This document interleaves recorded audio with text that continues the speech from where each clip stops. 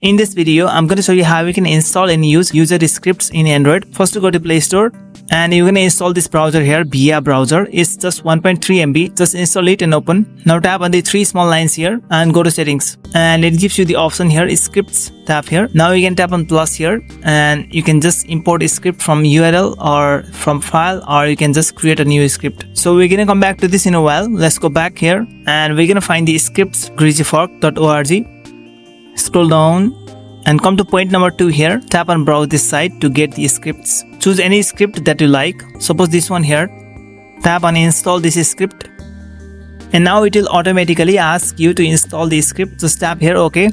So the script has been installed. If you tap on the three lines once again and go to settings and go to scripts, you can see here we have this script enabled. You can turn it off or turn it on, and now this script will be applied on this browser wherever you wanna use it. If you like this video, then just give a thumbs up and don't forget to subscribe to my channel. Okay, bye.